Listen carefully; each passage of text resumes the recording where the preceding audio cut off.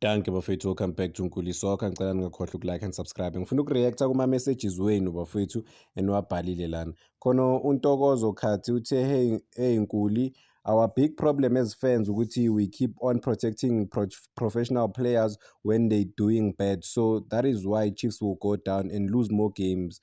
Come on guys, we cannot keep on protecting these professional individuals. I think the message ebaluleke kakhulu ukuthi lento lokuthiwa akuprotecteni ama-player yes ibalulekile but you can't protect ama-player for 3 years, for 2 years ama-player anga-improve angenzi kahle kodwa ayazi ukuthi azoprotectiwa ngoba kuthiwa kunga-attack-wa ama-player but i-player uma lingenzi kahle alenzi kahle bafowethu. Umuntu ohola 300 400,000 or 300,000 200,000 over 100,000 kumele anga-criticise-wa. Lo muntu lo una-90 minutes kuphela ukuthi enze into right. Kunama-facilities ku-Kaizer Chiefs a-build they build those facilities ukuthi bafocus ebholeni nje kuphela. They don't think about equipment yokutrainer, they don't think about anything. Bazele ejimini bahambela badrivela iy'moto zabo events, then at the end of the day umuntu uzothi akunga-attack-iwe ama-player. Aprotectwe kakhulu ama-player, ayaneswa. Ku-Chiefs uneswa noma ungaperformi, ama-fans azokuprotect akuthande. That's the big problem ukuthi you can't be indoda eneswayo bafethu, you can't. There's no way. That is why ama-players are weak manje futhi angazi-challenge nawo ukuthi enze kangcono cause ayazi ukuthi abantu bazoba-protect. Yes, ukuprotect ama-player kubalulekile but-ke to what extent? To what extent ngempela bafowethu? Asiqhubeke siye kwamanye ama-message engiwabonile bafowethu. U-Isaiah laphana bafowethu uthi bro Nkuli, we still have uMsimang. I think he can do better than Inacio Miguel or uMiguel. Asazi ubuya kulong injaro given Msimango naku bayamthemba lana bathi angenza kangcono kunoInacio Miguel. So bona babemnika opportunity ukuthi adlale bafethu ukuthi angenza kanjani. Maybe defense ingaba more stable ngo-Given Msimango than u-Inacio Miguel. Inacio Miguel siyamazi ukuthi ama-yellow card uspecialize ngawo. Nangomunye lana bafethu ubhuti lana uJames uthi Nkuli, I said loud and clear that most of players they get paid for doing okay. Ngicela ukuyisho ngomageme. Uthi ubhuti lana noma ubaba uJames bafethu uthi yena ukushilo ukuthi ama-players amaningi laphana ku-Kaizer Chiefs akhokhelwa awenzi lutho but akhokhelwa iy'mali ezi-right. Bheka nje uMiguel yini into ayenzayo like for i-Chiefs. Kusho ukuthi i-Chiefs kumele yenze i-research before maybe letha amanye ama-player izinto ezinjalo. But ngiyaparaphrase akashongo kanjalo but I'm just paraphrasing. UThamsanqa Cele uthi la uMiguel udisappointile kakhulu uthi leya mistake leyaphutha lakhe beli-crucial ngempela kula game leya bekumele i-Chiefs ithole i-draw. U-Alex uthi lama-coaches lawa abafundi they don't learn South African players how they play. We are not like North African players. Try these guys must go, or try these guys must go, whether they win or not, they must go. Okay, maybe bekafuna ukuthi tired of these guys angazi. Yeah, uthi-ke o-coach abafundi lana kumele bazi ukuthi ama-South African players adlala kanjani. Awadlali njengama-North African players. Lokhu kuyiqiniso bafethu, you can't get ama-players afana nabomfundo Vilakazi ufuna ukubadlalisa njengama-North African players or njengama-Europeans. You have to understand ama-players wase-South Africa ukuthi adlala kanjani bafowethu, yabo.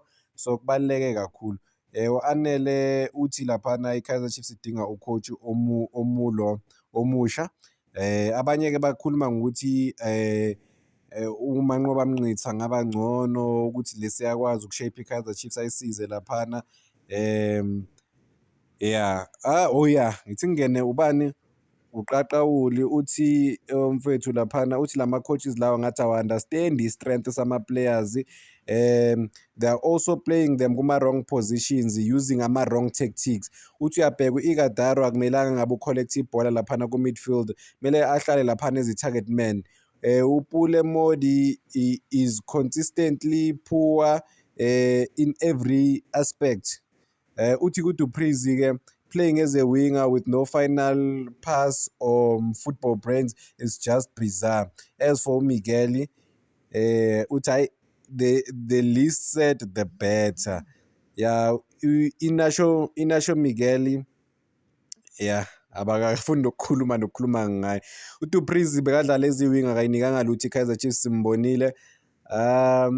Kanti uma uyiwinga kumele wenzeni bafethu? Kumele urane, kumele ucross amabhola, kumele sikubone ucreate something. Iwinga engenile Mfundo Villa simbonile laphana second half mengena ukuthi okay nayi iwinga-ke iyaphila laphana kuwinga. Whereas lama wingers lawa bekhona uModi noDu Plessis asibonanga that much. Ngimbonile uDu Plessis laphana egijima nebhola bamuyisa. That's the only moment engiyibonile ngathi okay akufani uyazama ukuya phambili uku-add leyo pressure, but it was just first half la everyone was hyped. Bengicabanga ukuthi uzodlala kangconywana but-ke akayinikanga lutho i-team. Yeah, abantu abaningi bathi bablame o-coach ngempela bafethu ngoba omunye ubani uThembinkosi Nkosi laphana uthi ublame o-coach bona lento le abayenzayo ukuthi ayikho right. Uthi-ke i-hope yokugcina ukuthi bathole i-trophy noma ikhaphu.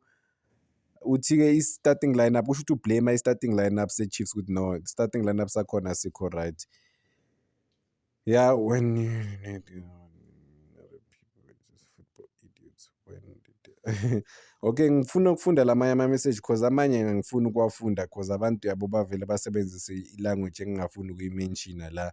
Mangithi i-language ngichaza ukuthi bayathukana izinto ezinjalo, so I would read it. Maningizwa ngithula kusho ukuthi ngiyayifunda le message ngiyibona ukuthi no, akusiyo i-language engifuna ukuyiveza noma ukukhuluma leyo language kwi-internet or la kule page leli cause I'm very cautious ukuthi izinto zizenza kanjani. Abanye uthi nje abantu abaningi bavele bathi uMiguel akahambe. uColin laphana uthi uMiguel uthola isalary enkulu laphana but akayenzeli lutho i-team. Uhlezi ayikhosta laphana unama-mistake amaningi. You know bra, ukudlala e-Africa kubanika i-better experience. Yeah, uThami Sithole laphana uthi ukudlala e-Africa kubanika experience nabanye bazoba expose bazoba exposed ukuthi no experience. Also o-coach abazi ngebhola lase-South Africa. uJabu Nyathi uthi akekho impress ngo-Inacio Miguel. Yeah, uyasho nje, bayakusho nje okuningi laphana. Omunye okay. Ubhoti lana uDanny Boy Litswalo uthi u-Inacio Miguel akenzanga lutho wrong laphana izolo. Uthi asiyekeni lento leyo divide i-team. Inacio Miguel akenzanga lutho. Amagama kabhoti lapha ngizoyibamba nje la, ngeke ngiyi-break it down. Yeah, omunye ubani ubona okuhle Mbokazi uthi laphana uMiguel uyasikhosta, kumele befake abanye kuleya ndawo. Think it's very important ukuthi badlalise abanye abadlali ngempela bafowethu because you can't keep on playing abantu abangakuningi lutho. uPule Mode akadeserve ukudlala but uqalile igame. Ulo uDu Plessis out of nowhere waqala igame. Inacio Miguel noma kuthiwa ubuya kwi-injury uyaqala amagame amaningi. So I don't understand ukuthi baya-favor noma kwenziwani. Abadlala abantu based on merit, badlala based on ukuthandwa. Yeah. Ubhuti laphana uJames abantu abaningi bablame o-coach ukuthi no, o-coach yibo aba-wrong ukudlalisa abantu abalokhu njani ababangekho ready ukudlala.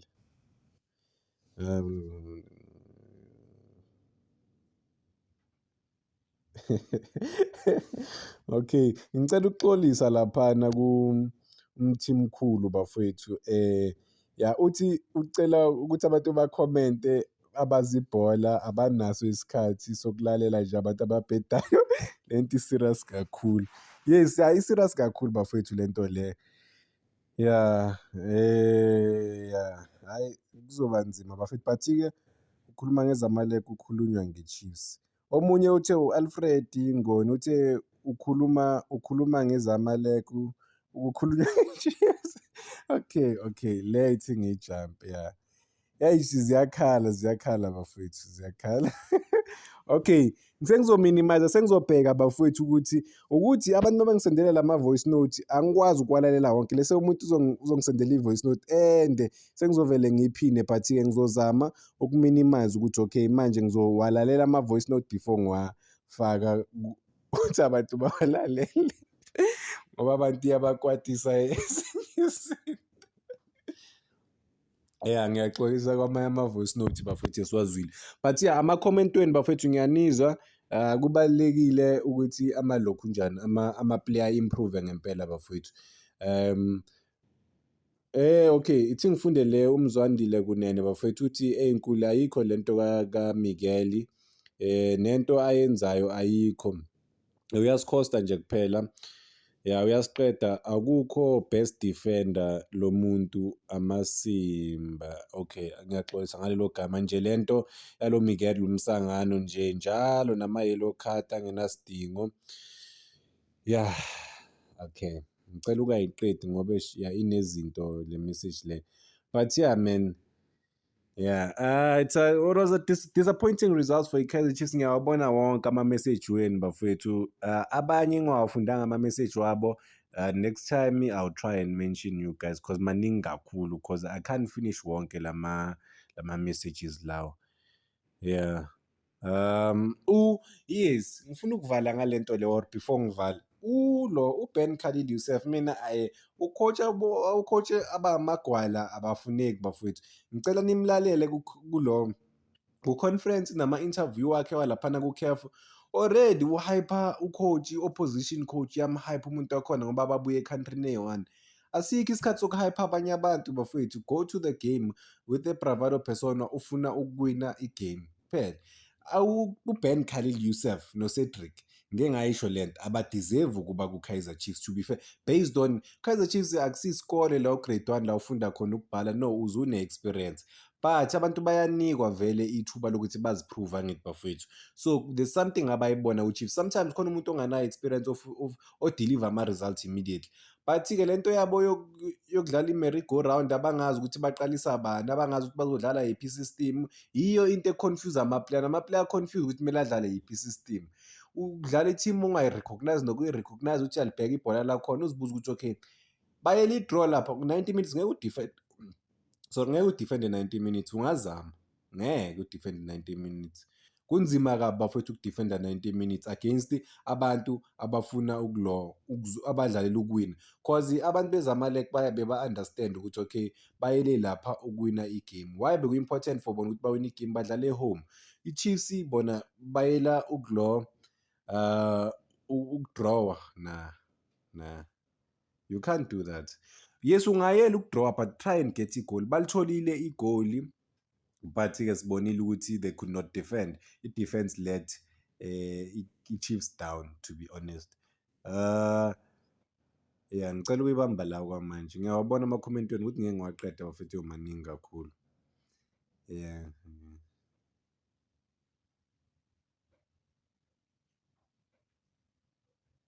Oh, before ngivala khona othe la ku-Chiefs